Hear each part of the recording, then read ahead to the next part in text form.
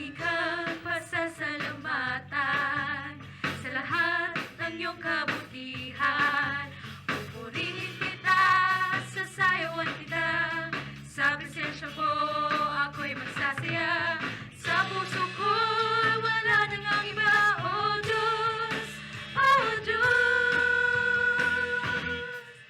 Lagi kang pasasalamatan sa lahat ng iyong kabutihan. Pupurihin kita, sasayawan kita, sa presensya mo ako'y magsasaya. Sa puso ko wala nang ang iba, O Diyos, O Diyos. Pagkat lagi kong nararanasan ang pag-ibig mong hindi kaya tumbasan ang kahit na sino pa man. Wala na lang hihigit pa sa iyo, pagmamahal o mapagkat ikaw ang Diyos na tapat kailanpaman.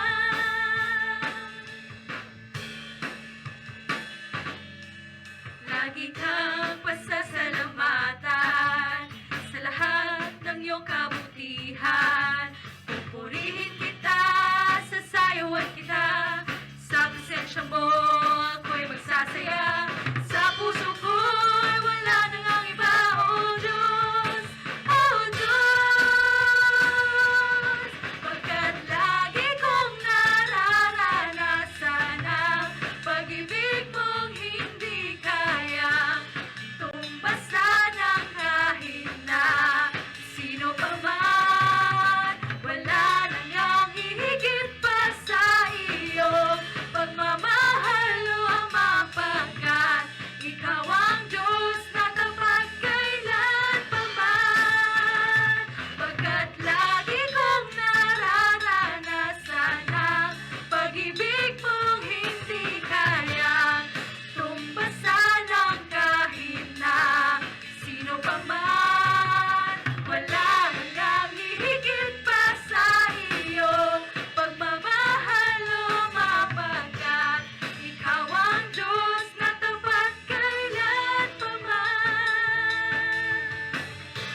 Ikaw ang Diyos na tapat kailanpaman. Ikaw ang Diyos na tapat kailanpaman.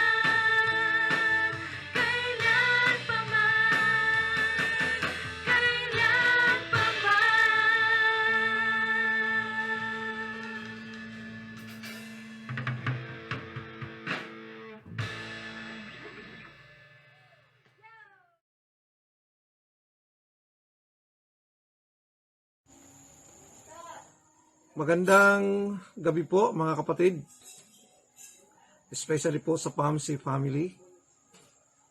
Salamat sa pagkakataong itong ipinagkaloob sa akin ako pa yung makapag-share ng kanyang mga salita. Ito po yung ibinigay sa aking particular book and chapter and particular verses na ating pagbubulayan po sa mga sumandali pong ito. Babasahin ko po sa inyo sa NIV translation. Therefore Jesus said again, I tell you the truth, I am the gate for the sheep. All whoever came before me were thieves and robbers, but the sheep did not listen to them. I am the gate, whoever enters through me will be saved, and he will come in and go out and find pasture. The thief comes only to steal and kill and destroy. I have come that they may have life and have it to the full. Verse 11, I am the good shepherd. Ang sabi po riyan. The good shepherd lays down his life for the sheep. The hired hand is not the shepherd who owns the sheep.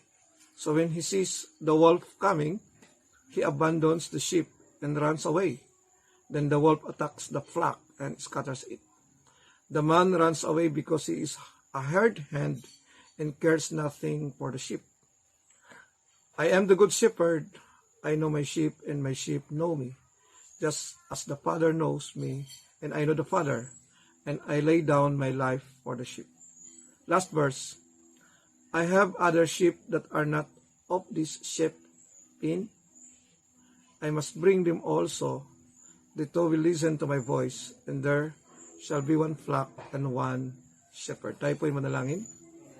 Father God, we entrust to you your holy word that we're going to partake at this very moment. Father God, grant to us wisdom, revelation, upon discussing, upon hearing this holy word sa mga sumandali pong ito. Salamat po sa iyo, Panginoon. Salamat po sa iyong pagsama. In Jesus' name we pray. Amen. In particular verse na aking pagtutuunan po ng pansin ngayong sumandaling ito, ang verse 9, sa Tagalog, babasahin ko po sa inyo. Sa magandang balita, ako ang pintuan, ang sino mang pumapasok sa pamamagitan ko'y maliligtas. Papasok siya at lalabas at makakatagpo ng pastulan. So, ang pamagat po ng mensahe ngayon, productive living with Jesus during critical times. Again, verse 9, I am the gate. Whoever enters through me will be saved. He will come in and go out and find pasture. Ang particular na verse, ang verse 9 po, ay may tatlong bagay po tayong titingnan po rito. Ito po ay textual sermon sa larangan po ng homiletics. Number 1, Jesus says that whoever enters through him will be saved. Number 2, going in and out. And then number 3, finding pasture. So salamat po sa Panginoon sa pagpapatuloy po natin. Yes, nasa panahon pa tayo na critical time ngayon. Ang maraming mga lugar ngayon ay hindi lang sa Metro Manila, maging sa iba't ibang panig ng Pilipinas, mukhang dumarami po ang positive sa COVID-19. That's why minabuti ko po na ito yung aking pamagat, productive living in Jesus Christ during pandemic or during critical times. So, maraming nangangamba, maraming natatakot, subalit tayo ng mga anak ng Diyos ay makakapamuhay tayo na produktibo pa rin in spite sa mga nangyayaring mga nakakapangamba at nakakatakot sa mga sumandali pong ito. Number 1, ang sabi po dyan ng ating Panginoon, in particular po sa verse 9, Jesus says that whoever enters through him will be saved. Pag-usapan po natin ang napakahalaga sa lahat ng mga bagay na mahalaga dito sa mundong ibabaw. Ang pinakamahalaga ay ang ating kaligtasan, salvation. Ang tumutukoy po dyan sa mga talatang ito ay ang patungkol sa seguridad ng kaligtasan ng isang tupa sa piling ng ating Panginoong Diyos. Jesus is the only source of salvation. Wala na pong iba. Totoo po ang sinasabi sa John chapter 14 verse 6. I am the way, the truth, and the life. No man comes to the Father but by me. At sinabi rin dito in particular sa verse 9, I am the door. If anyone enters through me, he will be saved and will go in and out and find pasture. Napakahalaga po, of course, ng kaligtasan. At ngayon po ay nakikita po natin na marami po ang totoong naninikluhod at marami po ang tumitingin at nakakadama ng favor ng Lord, especially po yung pagliligtas ng Panginoon. So ang mga magagaling ngayon, lumuluhod sila at nararamdaman nila yung presensya ng Panginoon at kailangan nila ang tulong at kailangan nila ang pagliligtas ng ating Diyos. So again, walang ibang pangalan na ibinigay sa mga tao na sukat nating ikaligtas liban sa Panginoong Hesukristo. So, ang salvation, ang pinakamahalagang bagay sa mundong ito. So, upang magkaroon ng kaligtasan ng isang tao, kailangan niyang tanggapin, kilalanin, at tanggapin si Hesukristo bilang kanyang Panginoon at Diyos at tagapagligtas ng kanyang buhay. Ang sabi sa banal na kasulatan, kung ating ipahayag ating makasalanan, siya'y tapat at banal na tayo patatawarin at lilinisin sa lahat ng ating mga kalikuan. Kasama ng pagtanggap sa ating Panginoong Jesucristo ay pagsuko ng buhay, at kasama sa pagsuko ng buhay sa ating Panginoon ay ang pag-ako ng ating mga kasalanan at paghingi ng tawad. At ang Diyos ay nagbigay siya ng assurance na sino mang lalapit sa Kanya ay hindi niya itataboy. At sino mang aako ng kasalanan sa Kanyang harapan, ito ay Kanyang patatawarin. Hindi lamang patatawarin, kundi ito ay Kanyang lilinisin sa lahat ng kasalanan at kalikuan. Salamat sa kaligtasan. Isa pa po, ang ibig sabihin ng kaligtasan, ang isang tao po ay ipinangako sa kanya ng Diyos yung kanyang abode, yung kanyang presensya. Kung nasaan ang presensya ng Diyos, kung nasaan ang kinaroroonan ng Panginoon, ipinangako yan na yung sino mang maliligtas, doon din siya paroroon. In other words, hindi siya mapapahamak, kundi maganda ang kahihinatnan, ang katatayuan ng taong ito na mayroong tinanggap na kaligtasan. Maaaring dito sa mundong ito, hindi maganda ang katayuan ng kanyang buhay.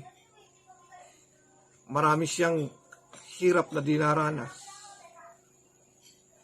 Pero kung tatanggapin ng isang tao sa Hesukristo bilang Diyos at tagapagligtas sa kanyang buhay, nangako ang Panginoon. Ang sabi nga sa John chapter 10 verse 10, I came to give you life and the fullness thereof. So nangako ang Panginoon ng totoong magandang buhay sa kanyang piling. Kaya nga, kung mayroon pong nakakarinig sa akin na hindi pa tinatanggap si Hesukristo, panahon na po para pag nilay-nilayan ho ninyo. Panahon na po na totoong tanggapin nyo si Hesukristo bilang Diyos at tagapagligtas ng kanyang buhay. At pag tinanggap mo si Jesus Christ, magiging makahulugan ang iyong buhay. Punong-puno ng kahulugan ang inyong buhay.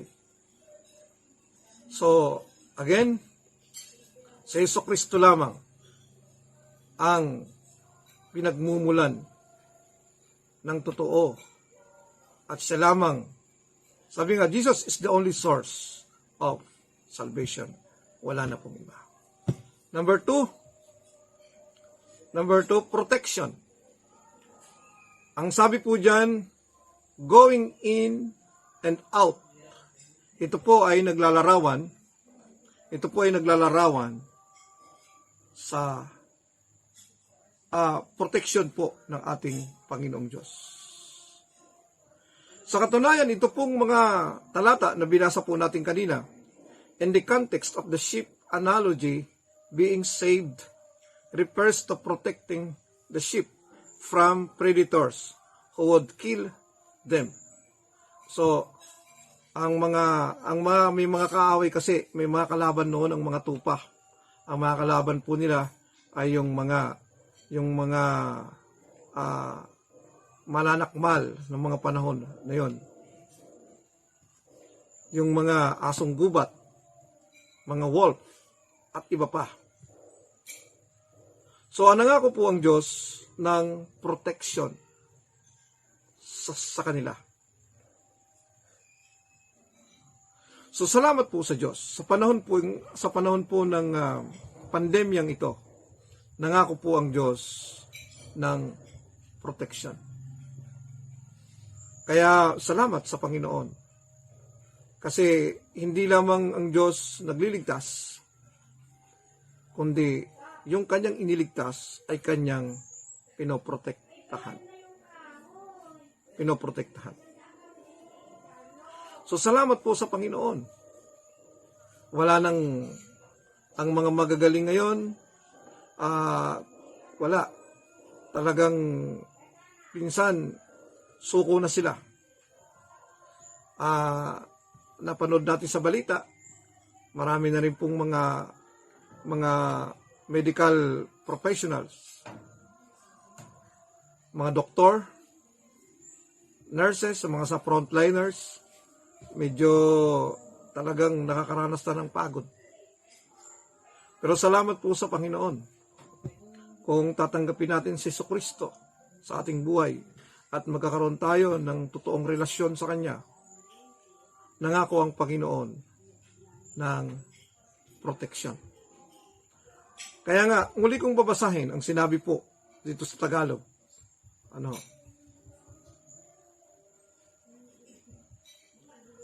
Ako ang pintuan, verse 9 and 10, ako ang pintuan, ang sino mong pumapasok sa pamamagitan ko ay maliligtas. Papasok siya at lalabas at makakatagpo ng pastulan. Dumarating ang magnanakaw para lamang magnakaw, pumatay at manira. So ito po yung talagang layunin po ng ating kaaway. Parang yung COVID-19 ngayon. Hindi lang nanakawin yung ating kagalakan, kundi maging ang kapayapaan sa buhay natin nanakawin. Pumatay at manira. Marami na pong talagang devastated ngayon. Ang iba talagang nawala ng trabaho, nawala ng hanap buhay, nawala ng negosyo, nagsara ang kanilang negosyo. Pero pangako ng Panginoon, naparito ako upang ang mga tupay magkaroon ng buhay, ng isang buhay na masagana at ganap. Kaya wala nang ibang dapat puntahan ng isang tao sa mga araw na ito, kundi talagang ang taong ito ay talagang kumapit, maniwala sa ating Panginoong Hesus. Sapagat ang Diyos, ang Panginoon Jesucristo ay nangako ng totoong proteksyon sa kanyang mga tupa, sa kanyang sheep. Verse 11, ako ang mabuting pastol. Iniaalay ng mabuting pastol ang kanyang buhay para sa mga tupa. Kaya nga, salamat sa Panginoon sapagkat mismo ang kanyang buhay ay inalay niya sa kanyang mga tupa. Kaya sino mang tatanggap sa ating Panginoong Jesucristo, ibibilang siya ng Panginoon na kanyang flock o kanyang sariling tupa, na walang makakaagaw sa kanyang mga kamay. So, salamat sa Panginoon. Yung total protection po ang ipinangako ng Panginoon. Kaya nga mga kapatid, sa mga panahong ito ng pandemya, hayaan natin na ang Panginoong Diyos ang mag-protect sa atin. In spiritual terms, the Bible is clear that before you believe in Christ, of course, we're not just.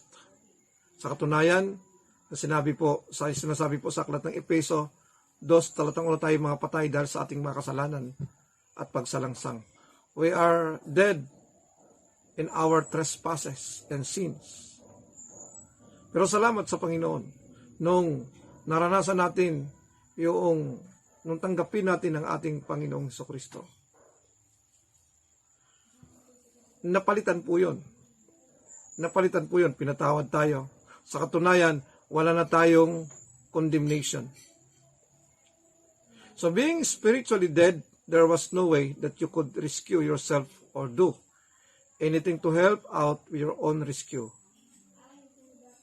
Kaya nga, mga mahal na mga kapatiran, wala nang ibang magre-rescue sa atin liban sa ating Panginoong Jesus. So again, nangako po ang Diyos ng total protection. Of course, may wisdom po tayo Susunod tayo sa lahat ng ipinag-uutos ng ating pamahalaan. Susuot tayo ng face mask, face shield, social distancing, and so on and so forth. Pero salamat sa Panginoon, sa kabila ng yan, yung extra protection ng Diyos ay patuloy na ipinangako sa atin. And then number three, salvation, number 1, number 2, protection, and then number 3, provision. Sa provision po na ito ay mayroon tayong 3 ingredients po na titingnan ngayon. Number 1, yung rescue, safety, and number 3 is intervention. Praise the Lord. Ang Diyos po ay sa kanyang pagpuprovide, makikita po natin kung magaling ang Diyos yung salitang rescue doon sa mga alanganing mga panahon. Doon natin nararamdaman kung paano tayo tutulungan ng Diyos. I-rescue tayo ng Panginoon doon sa tinatawag na mahirap na sitwasyon at mahirap na kalagayan. So, ang sabi nga, ako ang bantay ng pintuan. At kung may dadaluhong na mga wolf, mga asong gubat, ay aking i-rescue yung tupa, ang sabi ng Panginoon. So, siya po yung gwardiya natin, ang ating Panginoon. Number 2, doon sa ilalim po ng provision, safety. This is the picture behind pasture, as well as the idea of abundant life. Sa safety po, sinigurado po ng Diyos even our needs. Sinigurado po ng Panginoon na kahit man po yung ating mga pangangailangan. Sabi nga sa mga awit sa Psalms chapter 23, kahit sa harapan ng ating mga kaaway, ang Diyos ay able na mag-provide ng lahat ng ating mga pangangailangan.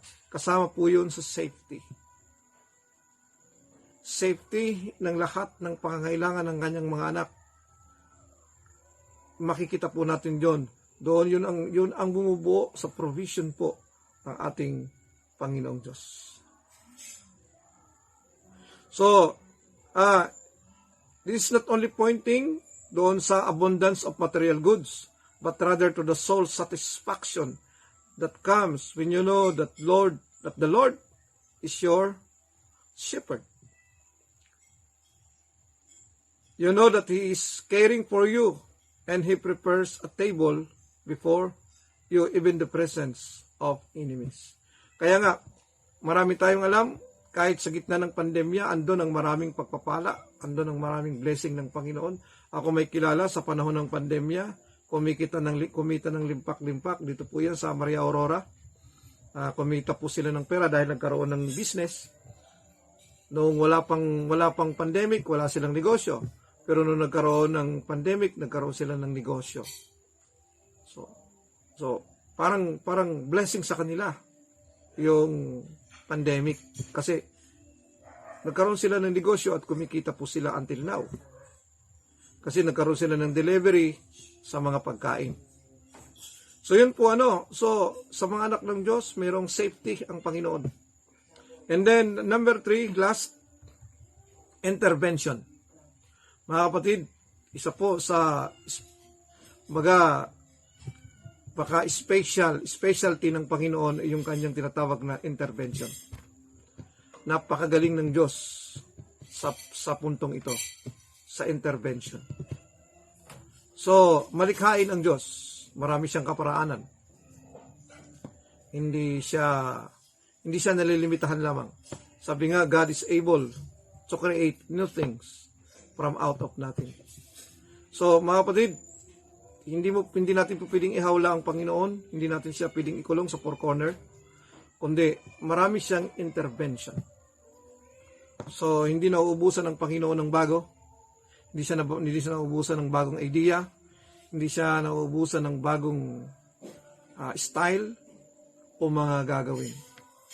Siya yung manggagawa ng bago. Creator of new. Kaya salamat po sa Panginoon. Sana ang maiksing mensaheng ito ay nakatulong sa marami o nakatulong po sa bawat isa. Again, productive living with Jesus Christ in the midst of critical times, in the midst of pandemic. Si Jesucristo ay mas mahusay. Jesus Christ, baga wala nang higit sa Kanya. Jesus Christ above crisis, above pandemic. Tayo po ay manalangin. Father God, maraming salamat po sa mga sumandali pong ito. Patuloy mo pong pagpalain po ang bawat isa. Patuloy na makaranas po kami ng mga bagong karanasan. Especially, Panginoon, ang aming mga kapatid na frontliners na nakakaranas ng totoong pressure, totoong pagod sa mga panahong ito. Panginoon, tulungan niyo nga po sila, alawin niyo nga po sila sa pamamagitan ng inyong mga salita. Panginoon, hindi mo lamang kami niligtas. Kami ay iyong prinotektahan at kami, Panginoon, ay patuloy mong pinagpapala. Lord, thanks for the safety. Salamat sa iyong rescue. Salamat din sa iyong intervention. Panginoon, kayo po ay Diyos na magaling, mahusay po kayo. Kayo po ay creator ng mga bagong mga bagay.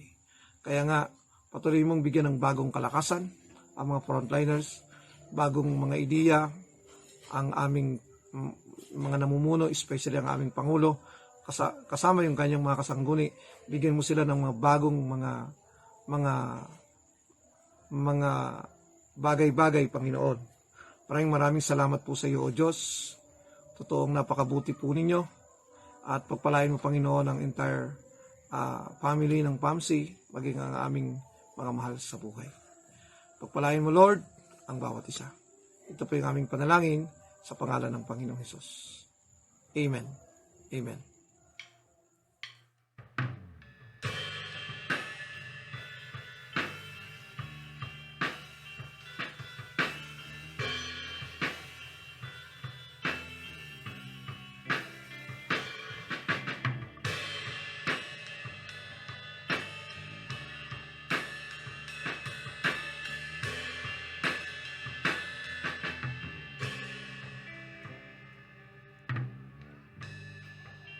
Sa'yo umaasa,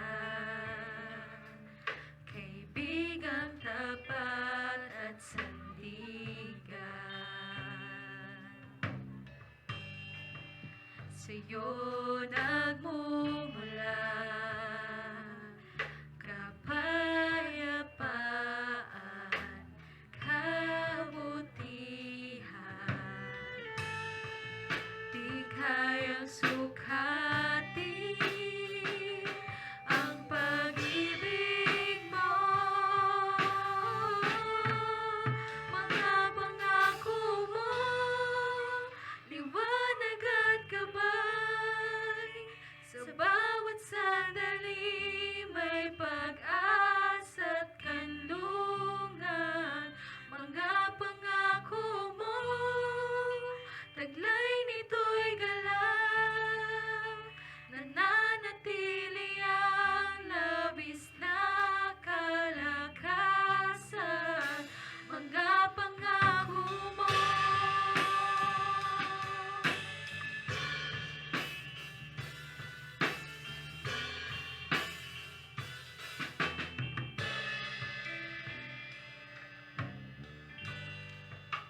Ako'y lumalapit sa iyong kagandahan, walang alinlangan. Ikaw ang pag-ibig, kapahingahan, walang hanggan. Di kayang sukatin